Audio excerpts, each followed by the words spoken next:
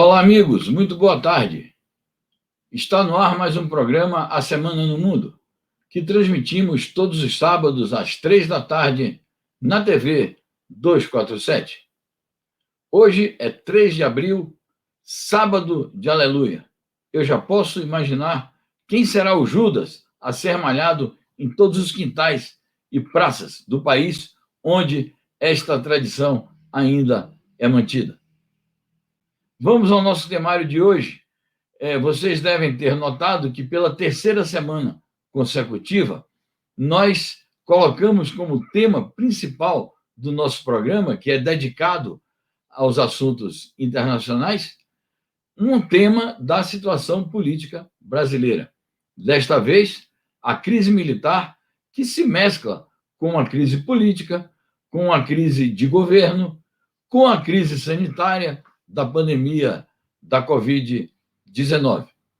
Crise militar que não se via no país desde os tempos da ditadura. Precisamente, a última crise militar que o Brasil viveu, com grande impacto na vida política nacional, foi no ano de 1977, durante o mandato do general-presidente de triste memória, Ernesto Geisel. Dali para cá, as Forças Armadas brasileiras procuraram se adaptar a uma situação nova no país, que foi a partir da conquista da democracia em 1985, com a superação da ditadura militar, e claro que procuraram fazer essa adaptação mantendo o seu espaço no Estado brasileiro, impondo muitas vezes a sua vontade, e fizeram isso, como todos podem se recordar, durante a Assembleia Constituinte de 1900, que foi entre os anos de 87 e 88, a Constituinte foi eleita em 86 e trabalhou ao longo dos anos de 87 e 88, promulgando a Constituição no dia 5 de outubro de 1988. Então, durante aqueles quase 2 anos, as Forças Armadas atuaram no sentido de impor a sua presença na vida política nacional através do chamado artigo 142 da Constituição, que foi resultado da pressão que essas Forças Armadas da época exerceram sobre o governo Sarney, sobre a cúpula do Congresso, e ainda contando, do Congresso Constituinte, e ainda contando com o beneplácito e a ajuda do então senador Fernando Henrique Cardoso. O artigo 142 da Constituição é um monstrengo, porque ele prega, ele assegura que, em determinadas condições especiais, as Forças Armadas podem intervir na vida política nacional. Então, eu acho que é uma balela esse negócio de dizer que as Forças Armadas não intervêm, não fazem política, constitui um organismo apenas dos assuntos de Estado. Elas conseguiram assegurar, no artigo 142 da Constituição, uma brecha para intervirem nos assuntos políticos quando surjam situações que elas considerem que essa interferência se torne indispensável.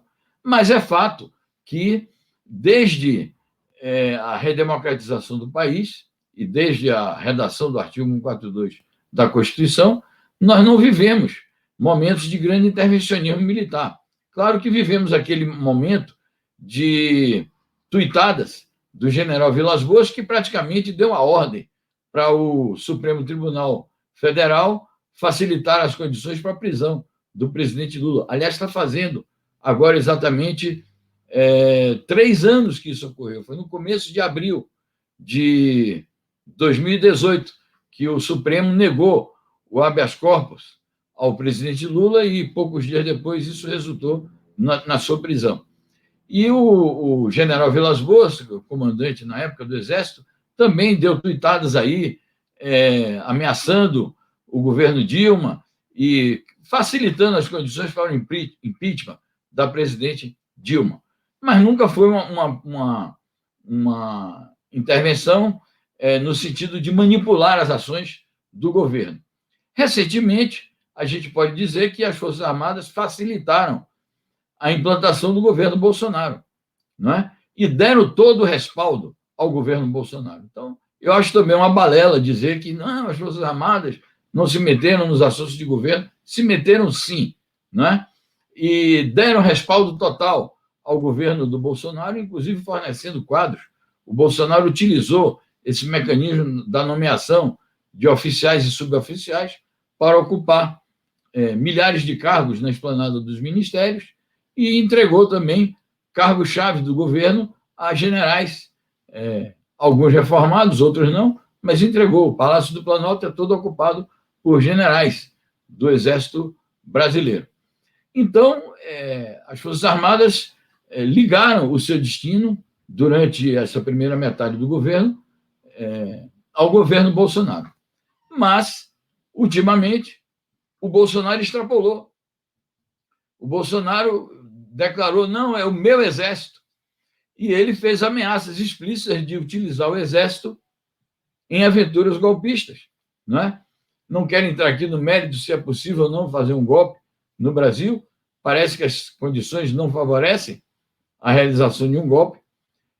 O Bolsonaro está bastante isolado na vida política brasileira, está incompatibilizado com os demais poderes republicanos e, de fato, agora ele criou uma crise de relacionamento com as Forças Armadas que resolveram dar um aviso de que a tentativa de utilização das Forças Armadas tinha um limite.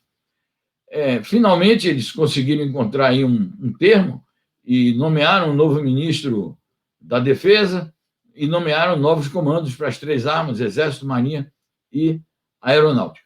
Mas o que eu quero destacar nessa questão das tensões militares, da crise militar relacionada com os impactos que isto tem no mundo, é a imensa repercussão que isto teve.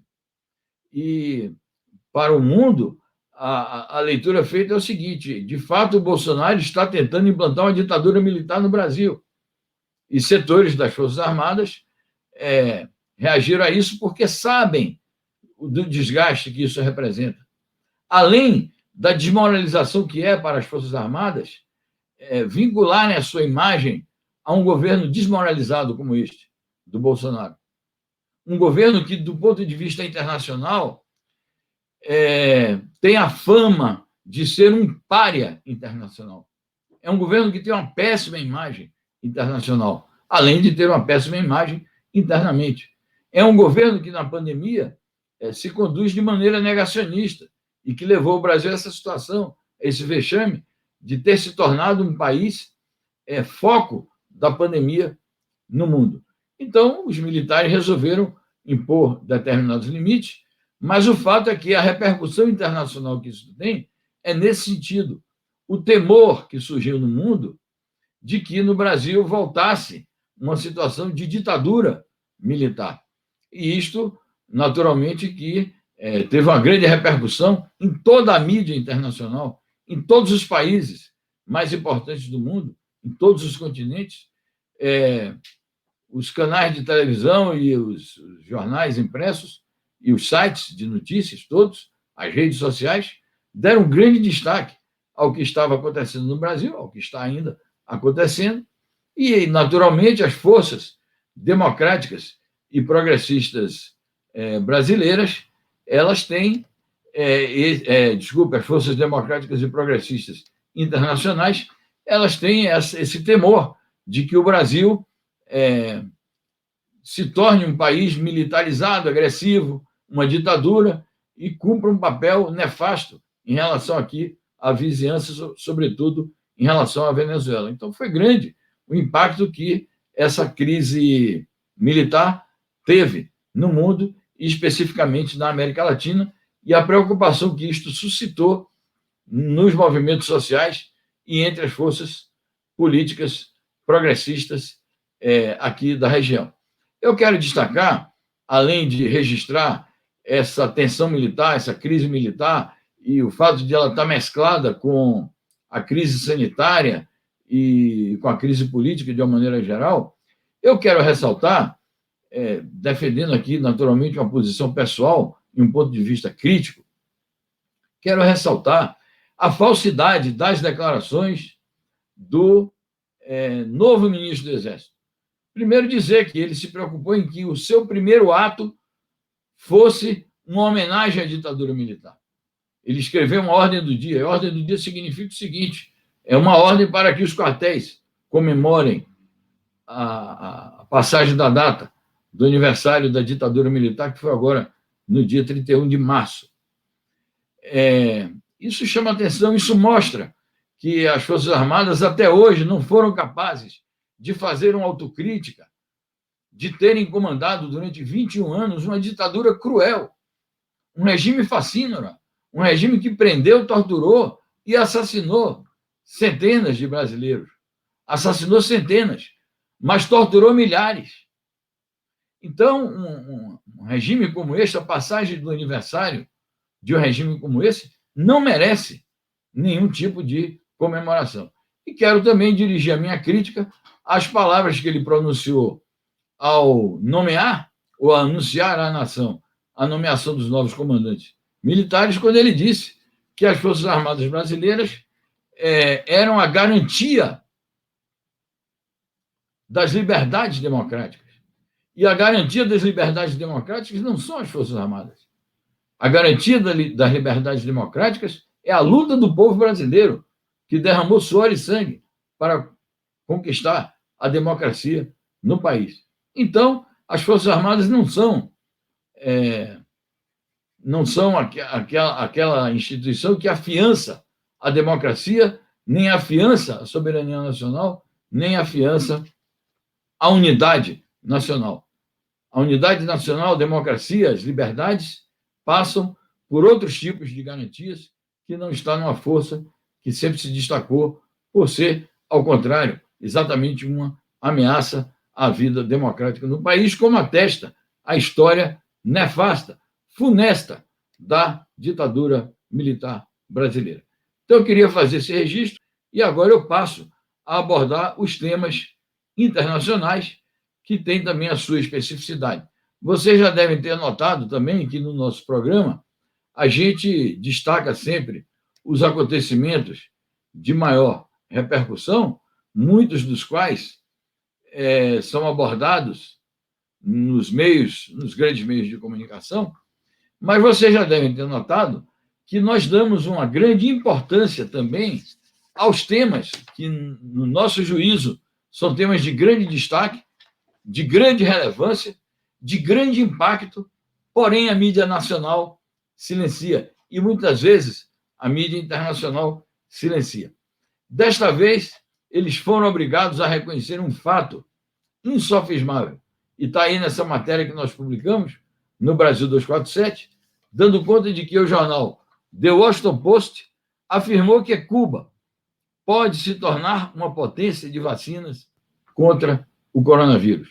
Então, finalmente, a mídia internacional se rende a uma evidência dos fatos. E quero aqui dizer que o primeiro que previu isto, o primeiro que apostou isso e o primeiro que orientou nesse sentido foi ninguém menos do que o comandante eterno da Revolução Cubana, o comandante Fidel Castro, que deu a orientação ao governo cubano para investir nessa questão da solidariedade médica com os demais países do mundo, principalmente os países pobres, os países emergentes, os países necessitados de solidariedade, e que orientou no sentido de que Cuba poderia transformar a sua grande capacidade de conhecimentos acumulados com o investimento que o país fez em educação universitária e em educação médica, aproveitar esse grande potencial, essa grande inteligência nacional acumulada na questão de produzir produtos e serviços na área biomédica. E Cuba se transformou numa grande força na produção de medicamentos, de vacinas e em outros produtos e serviços da área biomédica. Criou centros de excelência e esses centros de excelência estão capacitados hoje para se tornar isso que o jornal diz aí, uma potência na área das vacinas para o combate ao coronavírus. Quero destacar alguns aspectos ligados a isto. Primeiro, 5 vacinas cubanas em desenvolvimento. 5 vacinas cubanas em desenvolvimento. 2 das quais na fase 3 de ensaios clínicos, uma das quais na fase de aplicação em massa. Ou seja, a rigor, a população cubana já começa a ser vacinada.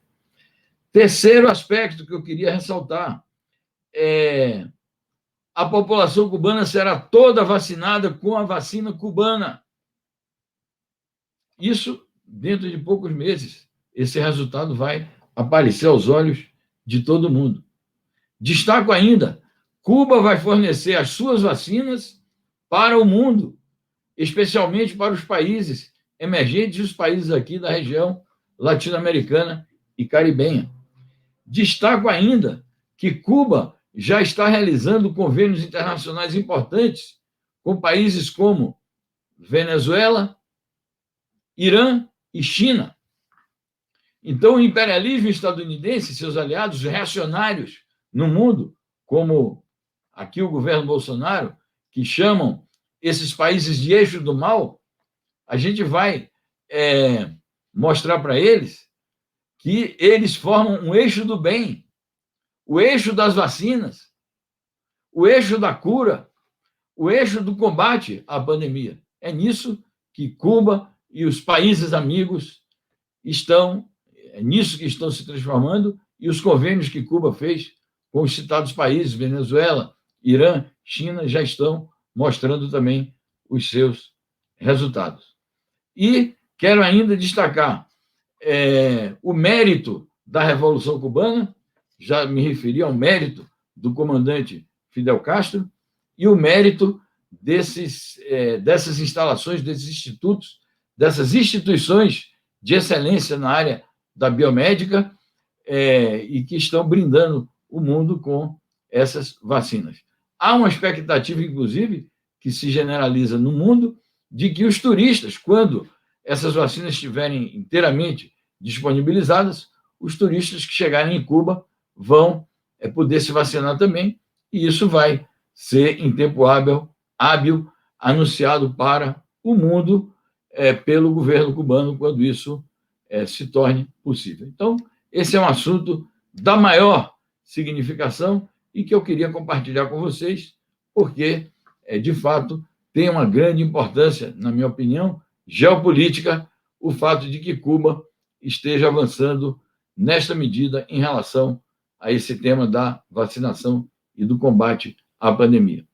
Vamos permanecer aqui na nossa querida América Latina para destacar um assunto que a mídia nacional e internacional não deu muita atenção até agora, mas que jornais e sites como o Brasil 247 e, no caso aqui, o Brasil de Fato, deram destaque nas suas edições. O tema é esse: paramilitares colombianos e exército venezuelano estão em guerra há 10 dias. Quando a notícia foi publicada, fazia 10 dias que estava havendo esta tensão na fronteira sul da Venezuela com a Colômbia.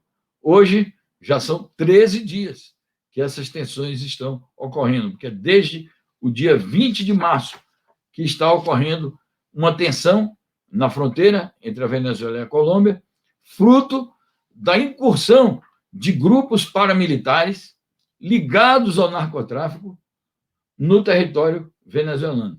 O exército venezuelano teve que reagir a isto e tem havido troca de tiros entre o exército venezuelano e esses grupos paramilitares, que a gente sabe, como disse o ministro da Defesa da Venezuela, o general Padrinho Lopes, ele disse: esses grupos paramilitares fizeram incursões no território venezuelano para tocar o terror em nosso país, disse o ministro da Defesa da República Bolivariana da Venezuela.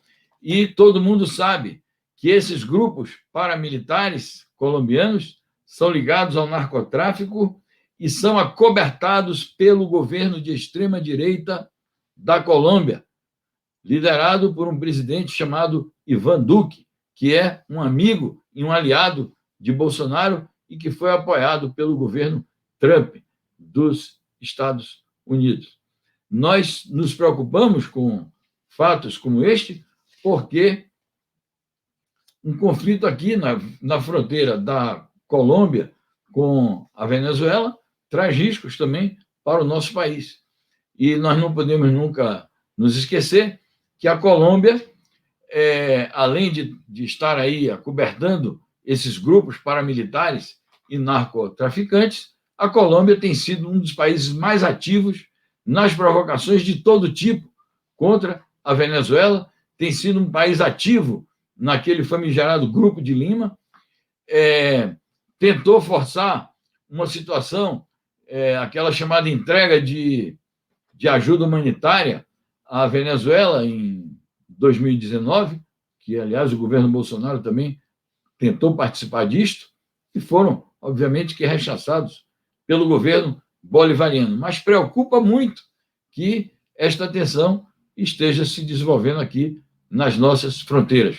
Não podemos nos esquecer que a nova política de defesa adotada pelo governo Bolsonaro retirou o escopo de defesa da paz na América do Sul, que constava da política de defesa que foi elaborada durante os governos do ex-presidente Lula e da ex-presidente Dilma.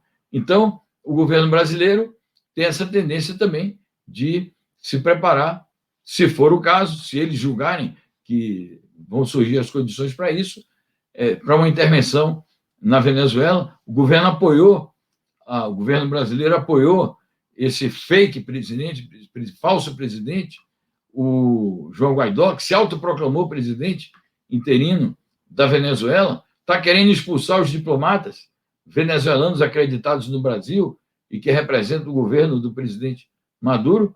Então, a gente sempre se preocupa quando ocorrem tensões dessa natureza aqui na fronteira, que isso afete também os interesses nacionais e a segurança no Brasil.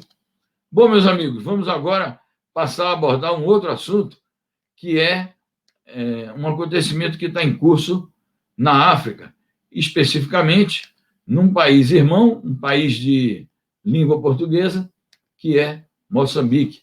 A gente deve sempre manifestar a nossa solidariedade aos países de língua portuguesa. E os países africanos, de uma maneira geral, mas especificamente os países africanos de língua portuguesa. Destaco Moçambique, Angola, Guiné-Bissau, Cabo Verde, São Tomé e Príncipe, que são países irmãos do Brasil, como toda a África. A África é um continente que merece toda a nossa atenção e toda a nossa solidariedade. Do que se trata? Aqui essa notícia que nós publicamos no site Brasil 247 destaca: ataques a civis em Moçambique são hediondos, diz a ONU. E eu vou ler aqui uma parte do comunicado emitido pelo secretário-geral da ONU, o senhor Antônio Guterres. Ele disse: as Nações Unidas reafirmam sua solidariedade ao governo de Moçambique nos seus esforços para proteger a população civil, restaurar a estabilidade do país e levar os autores de crimes hediondos à justiça. Periodicamente ocorrem em Moçambique ataques terroristas de uma organização chamada Al-Shabaab, que tem notórias ligações com aqueles grupos terroristas que atuam no norte da África e no Oriente Médio, que se reivindicam como grupos islâmicos. São falsos islâmicos. São grupos terroristas que atuam na Síria, atuam no Iraque e procuram desestabilizar a região do Oriente Médio.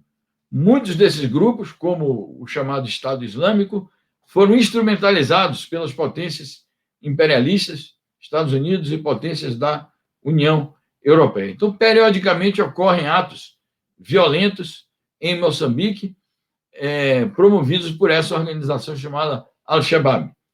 Nos últimos dias, nas últimas semanas, têm ocorrido ataques numa província chamada Cabo Delgado, localizada no extremo norte de Moçambique, e numa cidade chamada Palma, Coincidência é o seguinte: nesta cidade de Palma se desenvolvem projetos internacionais ligados à produção de gás, projetos da ordem de 20 bilhões de dólares. Então, vamos ver em que sentido vão evoluir esses problemas. Nós vamos continuar apurando a situação em desenvolvimento em Moçambique e vamos procurar atualizar as informações para o nosso público. Portugal, que é um país que sempre teve ligações com os países africanos de língua portuguesa, porque é a antiga metrópole colonial.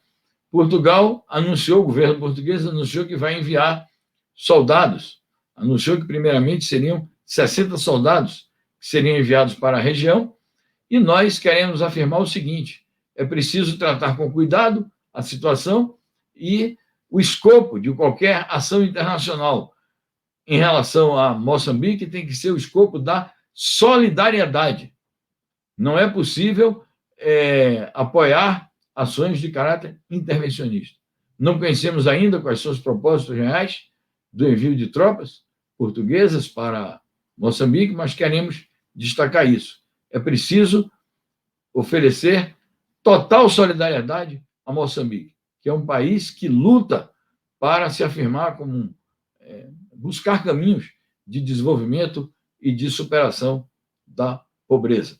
Então, esse assunto entra na ordem do dia como um acontecimento internacional de importância. Bom, meus amigos, dito isso, eu queria destacar um assunto que tem sido recorrente nos nossos programas, mas que sempre estão acontecendo fatos novos, que diz respeito ao relacionamento da Rússia com o imperialismo estadunidense. Vocês se recordam que a gente comentou aqui na semana passada sobre aquela diatribe do presidente dos Estados Unidos que chamou o presidente russo, Vladimir Putin, de assassino e recebeu uma resposta à altura. Nos últimos dias, o porta-voz do Kremlin, o senhor Dmitry Peskov, deu uma coletiva de imprensa e soltou um comunicado dizendo o seguinte, que o presidente Vladimir Putin não permitirá que os Estados Unidos falem com a Rússia a partir de uma posição de força. Isto foi um desdobramento daquela situação em que o Biden chamou o Putin de assassino, Putin respondeu à altura. Vocês se recordam que a Rússia chamou o seu embaixador em Washington para consultas, exatamente para dar uma demonstração aos Estados Unidos que não aceita esse tipo de relação aviltante. E o governo russo tem observado que o governo Biden tenta se relacionar com a Rússia, com a China e demais países como se fosse um país em condições de mandar nos outros, como se fosse um país superior aos outros. E, portanto, o presidente Vladimir Putin disse: conosco vocês não vão tratar dessa maneira soberba, com superioridade. E, claro, para apaziguar os ânimos, o governo russo disse que tem todo o interesse em manter diálogo com os Estados Unidos, desde que este diálogo seja uma relação de igual para igual. Nós consideramos que isso é importante para cultivar boas relações internacionais, para cultivar um ambiente de paz, um ambiente de entendimento e para defender a segurança internacional. Mas, como diz o presidente da Rússia, isso não pode ser feito na base de relações desiguais, na base da soberba e na base de ameaças, nem de os Estados Unidos quererem tratar os demais países na base da superioridade. Então, é um assunto que vai sempre fazer parte das nossas preocupações aqui também, porque nós consideramos que o multilateralismo tem que ser a expressão do diálogo, tem que ser a expressão do desenvolvimento de relações internacionais corretas. E, por falar nisso, eu quero trazer aqui mais uma notícia, esta relacionada com a China, e que tem tudo a ver com isso que a gente falou sobre a Rússia. Desta feita, ligada ao tema da pandemia. Os Estados Unidos têm feito declarações recorrentes dizendo que a China mentiu ao mundo em relação à pandemia, que a China não deu informações corretas à Organização Mundial de Saúde sobre a pandemia, que a China não deu informações corretas aos próprios Estados Unidos em relação à pandemia.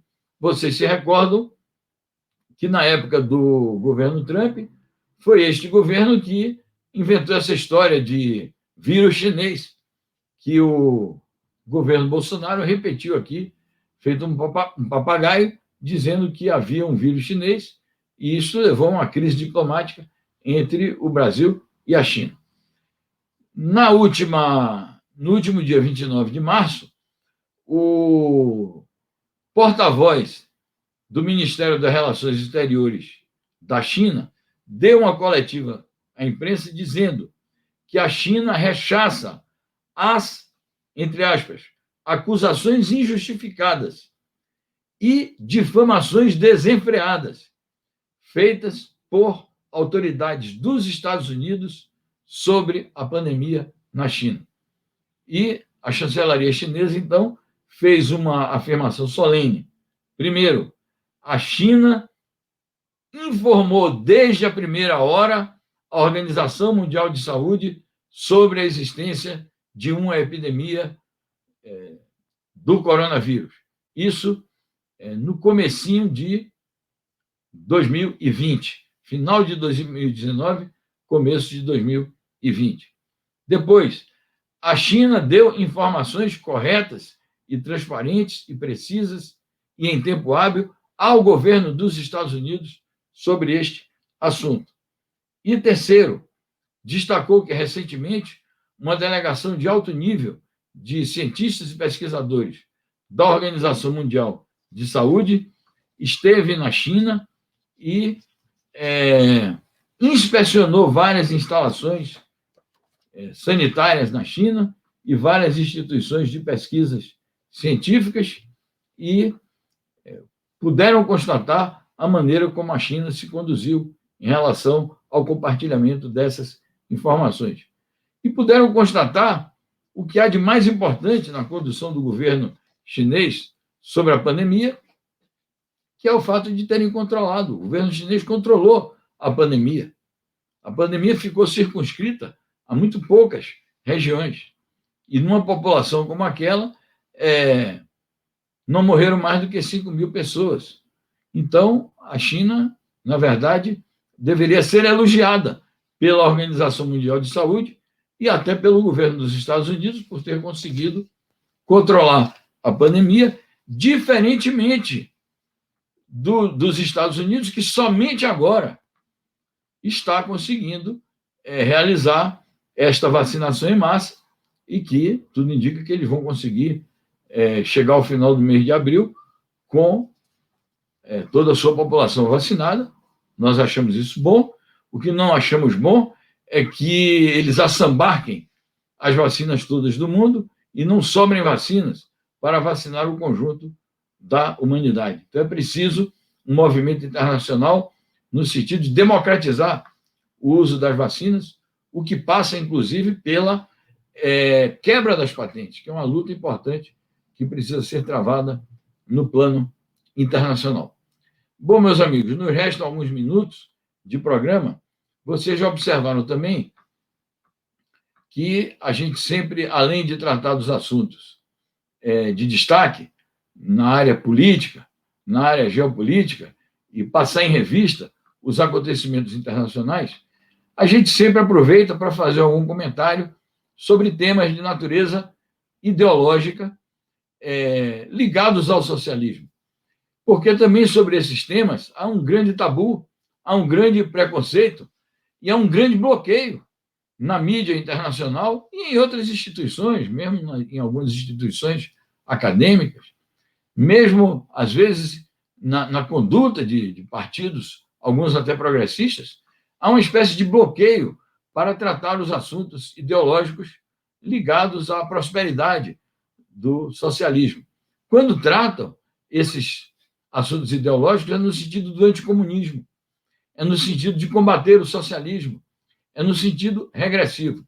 E nós aqui não escondemos de ninguém que temos uma preocupação em promover uma luta de ideias que ressalte as qualidades das forças políticas que lutam pelo socialismo no mundo. E destacamos sempre que há acontecimentos pertinentes, destacamos sempre o papel que partidos políticos que lutam pelo socialismo no mundo desempenham em favor do progresso da humanidade. Hoje eu quero destacar dois assuntos ligados, um ao Partido Comunista da China e outro ligado ao Partido Comunista de Cuba, porque são assuntos que a mídia encobre, como eu disse, e bloqueia. Nesta última quarta-feira, o presidente Xi Jinping publicou, presidente da China e secretário-geral do Partido Comunista da China, publicou um importante artigo teórico e de natureza também historiográfica, ressaltando a necessidade do estudo na China, mas eu acho que isso é válido para aqueles que simpatizam com o socialismo no mundo, de estudo da história do Partido Comunista da China. Na ocasião em que este partido comemora o centenário da sua fundação. O Partido Comunista da China foi fundado no dia 1º de julho de 1921. Então, em julho deste ano, vai festejar o seu centenário. É um partido, partido de 100 milhões de membros, um partido que dirige um país com as dimensões da China, um partido de vanguarda, mas que tem uma história marcada pelos seguintes fatos. Primeiro, fez uma grande revolução democrática e popular que se tornou uma revolução socialista, vitoriosa no dia 1º de outubro de 1949. Grande façanha. Uma das maiores revoluções do século XX, uma das maiores revoluções da história da humanidade, da história política do mundo, que foi, portanto, a Revolução Chinesa. Outra grande obra iniciou a primeira etapa, a primeira fase, a fase primária da construção do socialismo na China, uma fase que a gente pode dizer até que ainda está vivendo a fase do desenvolvimento, da construção da etapa primária do socialismo na China, a qual eles denominam de socialismo com peculiaridades chinesas. Mas agora, como esse socialismo com peculiaridades chinesas está atingindo uma nova etapa, o presidente Xi Jinping diz socialismo com peculiaridades chinesas na nova era.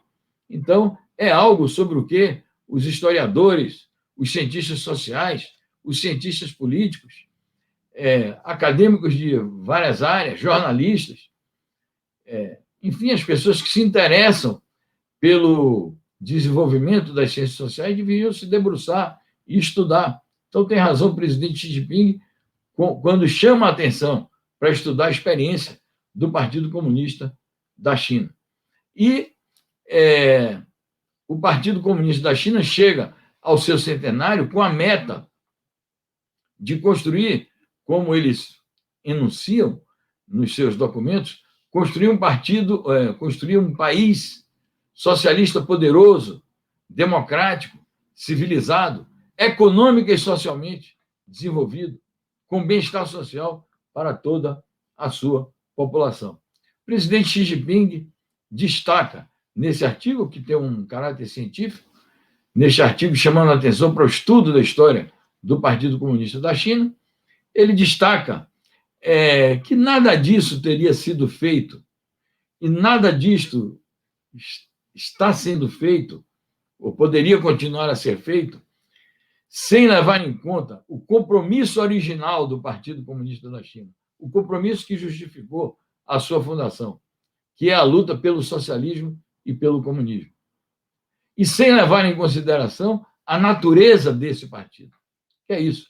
É um partido do povo chinês, um partido dos trabalhadores chinês, um partido que tem uma missão histórica de construir o socialismo e o comunismo, um partido que se orienta pelo pensamento do grande líder, que foi o presidente Mao Tse-tung, se orienta também pelo pensamento do grande arquiteto da política de reforma e abertura, que foi o grande dirigente chinês Deng Xiaoping, e hoje se orienta pelo pensamento dessa nova era do presidente Xi Jinping, que é presidente da República e é secretário-geral do Partido Comunista da China. Então, eu quero fazer esse registro porque é um tema muito caro para aqueles que lutam pelo socialismo, se é ou não necessário que exista um partido comunista, um partido com essa identidade para levar adiante, naturalmente dentro de uma política de alianças, dentro de uma política de unidade democrática, progressista, nacional, levar adiante uma luta que tenha esse alcance histórico.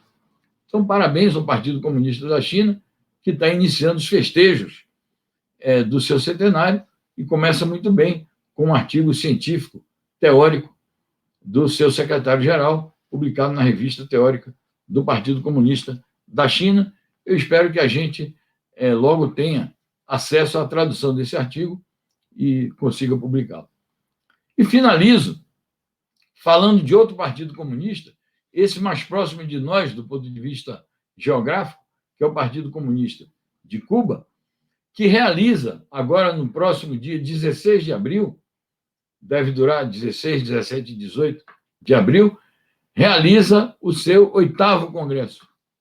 8º Congresso este, que também reafirma a identidade do Partido Comunista de Cuba, que também afirma o Partido de Cuba como um partido do povo cubano, dos trabalhadores cubanos, um partido patriótico, um partido que se orienta pela prédica do presidente, eterno comandante da Revolução, Fidel Castro, e o marxismo-leninismo, e mais a prédica patriótica do José Martí. Então, um partido que tem essa ideologia marxista-leninista, prédica de José Martí, prédica, pensamento de José Martí, prédica do comandante Fidel Castro. Então, o Congresso do Partido Comunista de Cuba seguramente reafirma a identidade desse partido e a sua missão histórica de construir o socialismo e o comunismo. Faz isso numa etapa de aperfeiçoamento do modelo político, econômico e social do socialismo cubano. Muitas especulações aparecem aí, muito veneno se procura destilar, que Cuba estaria fazendo reformas no sentido capitalista, e a vanguarda da Revolução Cubana, que é o Partido Comunista de Cuba, tem reafirmado: o nosso propósito é o contrário, é manter o socialismo, é garantir a existência do socialismo, aperfeiçoando-o, fazendo com que o modelo econômico e social do socialismo cubano seja um modelo que assegure a prosperidade nacional, o bem-estar do povo cubano. É disso que se trata.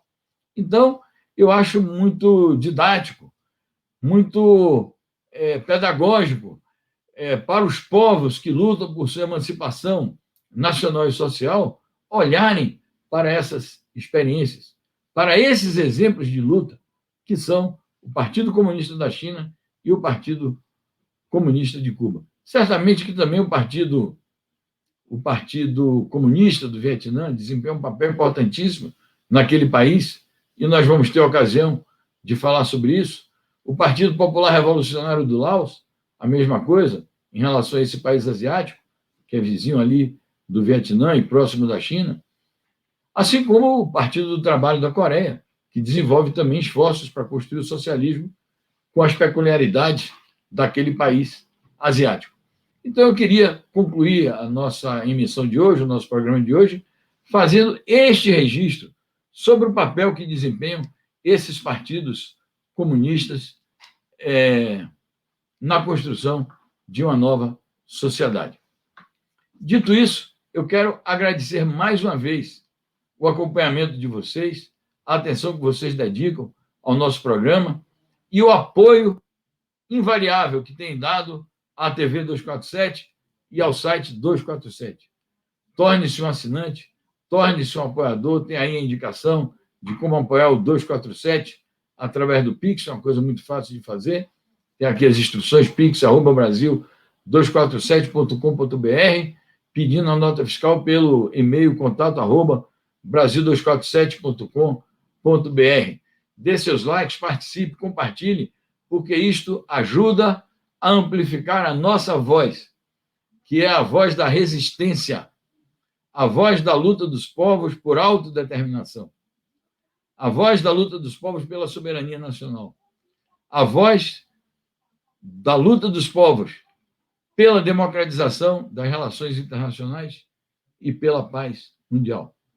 Além, é claro, de sermos também a voz da luta do povo brasileiro pela democracia, para que a gente vença de uma vez por todas essa fase sombria, obscura de nossa história, sob esse governo de extrema-direita. Então, apoiando o Brasil 247, você estará apoiando o direito à informação, o direito à comunicação, para que a gente possa continuar amplificando a voz de todas as forças democráticas e progressistas do nosso país, da América Latina e do mundo. Então, meus amigos, feliz Páscoa, né? Hoje, sábado de Aleluia, dia de queimar o Judas. Vamos ver quem é que vai ser malhado aí nas praças e quintais do interior do Brasil. Feliz domingo de Páscoa e temos um encontro marcado todo dia, às 7 da manhã no Bom Dia 247, quarta-feira, às 10 da manhã, O Mundo Como Ele É, e todo sábado, A Semana no Mundo. Um abraço a todos, muitíssimo obrigado, boa semana. Tchau.